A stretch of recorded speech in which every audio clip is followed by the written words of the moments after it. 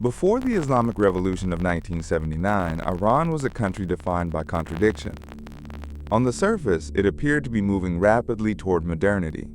Beneath that surface, however, deep political, social, and economic tensions were quietly accumulating. Tensions that would eventually explode. Throughout much of the 20th century, Iran was ruled by the Pahlavi dynasty, first under Reza Shah and later under his son, Mohammad Reza Shah.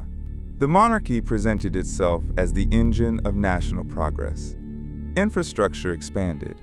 Cities modernized. Western education, fashion, and consumer culture became increasingly visible, especially in Tehran and other major urban centers. The Shah positioned Iran as a key ally of the United States and the West during the Cold War. Oil revenues flowed into the country, transforming Iran into one of the fastest-growing economies in the region. Ambitious development plans promised prosperity, technological advancement, and a place among the world's modern nations. But this modernization was uneven and deeply centralized. Wealth concentrated among elites, connected to the state, the military, and foreign corporations. Rural areas and traditional communities saw far fewer benefits. Rapid urbanization disrupted social structures, while inflation and inequality eroded economic stability for many Iranians. At the same time, political life narrowed dramatically. Following a U.S. and British-backed coup in 1953 that removed Prime Minister Mohammad Mossadegh, the Shah consolidated power. Democratic institutions weakened. Parliament became symbolic.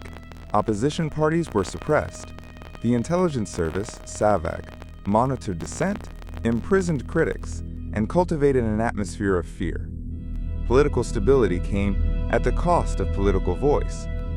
For many Iranians, especially intellectuals, students, clerics, and workers, the state felt distant, unaccountable, and imposed from above.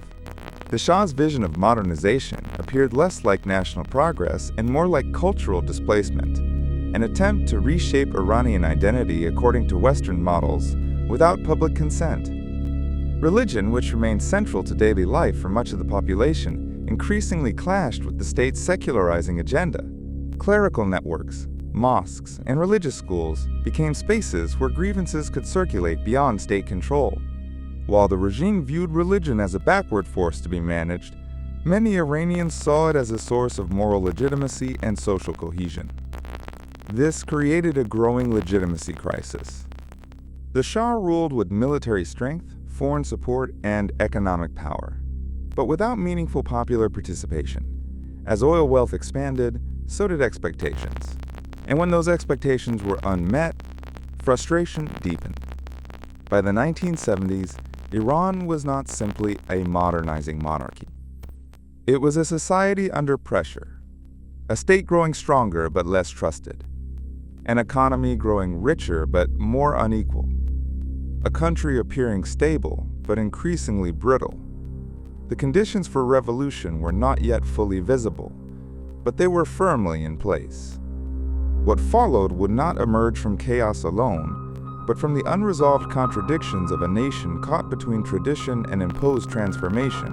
By the late 1970s, the Iranian state appeared powerful, but it was increasingly hollow. Economic growth had slowed, inflation rose. Oil revenues, once a source of legitimacy, became symbols of corruption and elite privilege. Public frustration no longer remained confined to intellectual circles or religious institutions. It spilled into the streets. What began as scattered protests quickly escalated into a nationwide movement. Strikes paralyzed key industries. Universities became centers of resistance. Millions of Iranians, from vastly different social backgrounds, rallied against the monarchy. What unified them was not a single ideology, but a shared rejection of authoritarian rule, foreign influence, and political exclusion. The Shah responded with repression. Martial law was declared. Demonstrations were violently suppressed, yet each act of force only deepened public anger. The regime's inability to reform or to compromise made confrontation inevitable. At the center of this growing opposition stood a figure in exile, Ayatollah Ali Khamenei. From abroad, Khomeini's messages circulated through cassette tapes, mosques, and informal networks. His rhetoric fused religious language with political resistance, framing the struggle not merely as a revolt against a ruler, but as a moral uprising against injustice and domination. For many Iranians, this message resonated deeply. In January 1979, the Shah fled Iran. The monarchy collapsed with surprising speed. Decades of centralized power dissolved in a matter of weeks. What followed was not a clear transition, but a profound vacuum. Khomeini returned to Iran to massive crowds and immediate authority, yet the nature of the new order remained uncertain. The revolution had been broad, diverse, and ideologically fragmented. Liberals, leftists, nationalists, clerics, and students all claimed ownership of the uprising. Initially, the new leadership spoke the language of unity and pluralism. A provisional government was formed, elections were promised, revolutionary committees emerged alongside existing institutions. The future seemed open and contested. But beneath the surface, a decisive struggle was underway. Khomeini and his allies moved quickly to define the revolution's direction. Central to their vision was a radical concept: Velayat-e-Faqih, the guardianship of the Islamic jurist. This doctrine argued that political authority should rest with senior clerics, who alone possessed the moral and religious legitimacy to govern society. In 1979, a new constitution was drafted and approved by referendum. It created a hybrid system, republican in appearance, theocratic in substance. While elections existed, ultimate authority was placed above them, in the hands of a supreme leader, unaccountable to voters and empowered to override all institutions. Opposition groups were gradually marginalized. Independent newspapers closed, rival parties were suppressed, revolutionary courts expanded their reach. What had begun as a coalition against dictatorship transformed into a centralized system intolerant of dissent. By the early 1980s, the revolution had completed its first transformation. The monarchy was gone. But in its place stood a new political order, one that fused religion and state power, claimed moral absolutism, and redefined obedience as virtue. Iran had not simply changed leaders. It had changed the very structure of authority itself. And within that structure, new figures would rise, including a cleric who, at the time, few believed would ever stand at the apex of power. Before he became the most powerful figure in Iran, Ali Khamenei was not an obvious heir to supreme authority. He was born in 1939 in the city of Mashhad, a major religious center in northeastern Iran. His family background was clerical but modest. His father was a low-ranking Shiite cleric, respected locally but far from influential within Iran's religious hierarchy. Khamenei grew up in relative austerity, immersed in religious study from an early age. Unlike many senior clerics of his generation, Khamenei did not rise through the most prestigious seminaries with distinction. His religious credentials were solid but unremarkable. He studied in Mashhad and later in Qom, where he attended lectures by prominent scholars, including Ruhollah Khomeini, yet he never achieved the highest clerical rank during these years. What distinguished Khamenei was not theological authority, but political instinct. During the 1960s and 1970s, he became involved in underground opposition to the Shah. He translated revolutionary religious texts, delivered sermons with political undertones, and maintained connections with Islamist networks aligned with Khomeini's vision. These activities led to multiple arrests by Savak, the Shah's secret police, and periods of imprisonment and internal exile. These experiences shaped his worldview.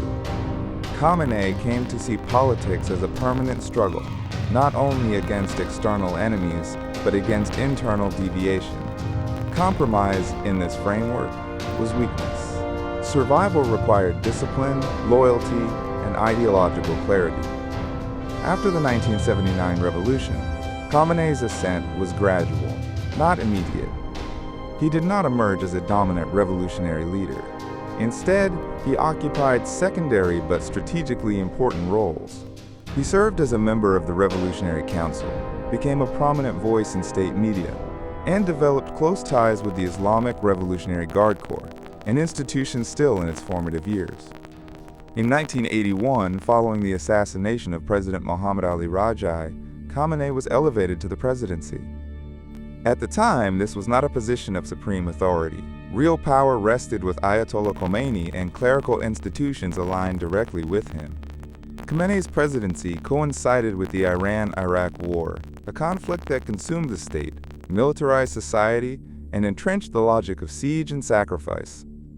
The war proved decisive for Khamenei's political maturation. It allowed him to present himself as a symbol of continuity, resilience, and ideological loyalty.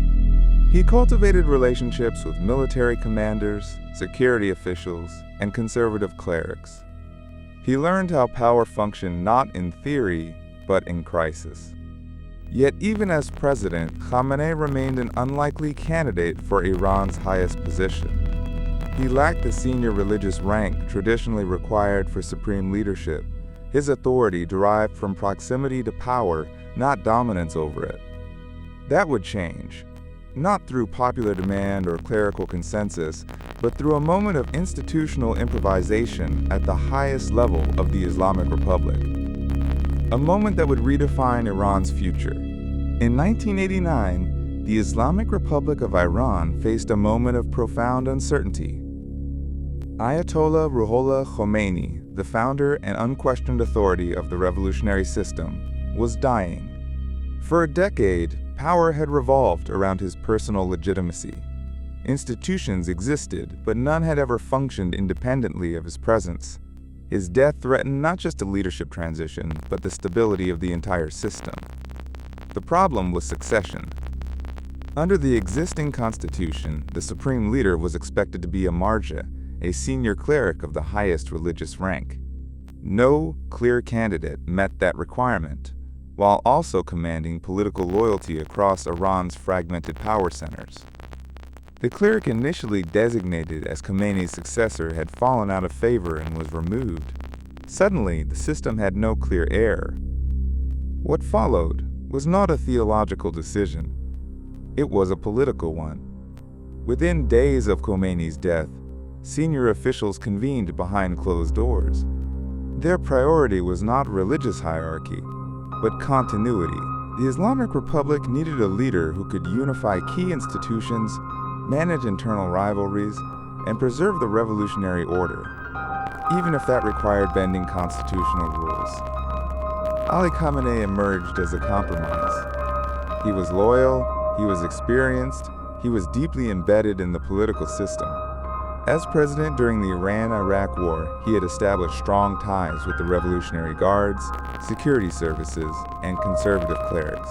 Most importantly, he was not powerful enough to threaten the system's collective leadership, or so it was believed. To make his appointment possible, the rules were changed. The constitution was amended to remove the requirement that the supreme leader be a marja. Religious qualifications were lowered. Authority was redefined. What had once been presented as a divinely grounded hierarchy became, in practice, a flexible political structure. In June 1989, Ali Khamenei was appointed supreme leader. At the time, few viewed the decision as permanent. Many assumed Khamenei would serve as a transitional figure, a placeholder until a more authoritative cleric could emerge. His lack of religious prestige was seen as a limitation, not a strength. That assumption proved to be a profound miscalculation. Once in office, Khamenei moved methodically to consolidate power. He expanded the authority of the Supreme Leader's office, placing loyalists across the judiciary, media, and security apparatus. He strengthened the Revolutionary Guards, transforming them into both a military and economic force deeply invested in regime survival. Opposition was not eliminated overnight. It was neutralized gradually through institutional control rather than mass purges. Rivals were sidelined. Reformist movements were contained. Loyalty became the currency of advancement. Over time, the supreme leader ceased to be a symbolic figure. He became the central axis of the Iranian state. What had begun as a pragmatic solution to a succession crisis evolved into one of the most durable authoritarian structures in the modern Middle East. Ali Khamenei was not chosen because he was the strongest man in the room. He became the strongest man because the system reshaped itself around him. And in doing so, it locked Iran into a political order that would define every conflict, crisis, and protest that followed. Once Ali Khamenei consolidated power, the Islamic Republic entered a new phase. The revolution was no longer about transformation. It was about preservation. Over the following decades, Iran evolved into a system where authority flowed upward, not outward. Elections continued, but their outcomes were carefully managed. Presidents came and went. Parliaments changed composition. Yet real power remained fixed, concentrated in the office of the supreme leader and enforced by institutions loyal to him. Central to this structure was the Islamic Revolutionary Guard Corps. Originally created to protect the revolution, the Guard transformed into a parallel state. It expanded beyond the military, embedding itself in intelligence, media, construction, energy, and finance. Loyalty to the supreme leader became inseparable from economic privilege and political survival. This consolidation came at a cost. Political dissent narrowed dramatically, independent media disappeared, civil society operated under constant pressure. Activists, journalists, and reformists faced surveillance, imprisonment, or exile. The system did not rely solely on mass terror, but on persistent control, enough repression to deter challenge without triggering collapse. Externally, confrontation became strategy. Hostility toward the United States and Israel was institutionalized, not only as foreign policy, but as a source of internal legitimacy. Sanctions, isolation, and conflict were framed as proof of resistance, even as they deepened economic hardship for ordinary Iranians. Over time, a gap widened between state narrative and lived reality. Iran's population grew younger, more educated, and more connected to the outside world. Expectations changed, opportunities did not. Inflation, unemployment, and corruption eroded faith in gradual reform. The promise that sacrifice would lead to dignity lost credibility. That pressure eventually broke through. In recent years, waves of protests swept across Iranian cities, sparked by economic crisis, political repression, and social control. What distinguished these movements was not their organization, but their persistence.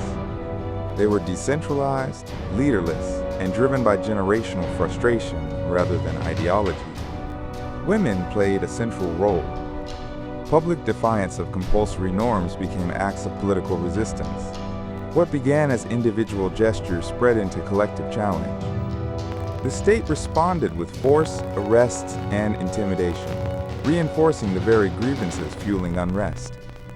These protests did not emerge suddenly. They were the cumulative outcome of decades of centralized power, suppressed dissent, and unfulfilled promises. A system designed for control proved increasingly incapable of consent. Today, Iran stands at a crossroads. The structure built to guarantee stability has produced rigidity. The authority concentrated to prevent chaos now struggles to adapt. Each protest reveals not just anger, but a deeper legitimacy crisis. Ali Khamenei did not create all of Iran's problems, but the system shaped around his leadership has defined how those problems are managed and why they continue to resurface. The story of modern Iran is not simply one of revolution betrayed or resistance maintained. It is the story of power accumulated and the consequences that follow when power cannot be questioned. That story is still unfolding.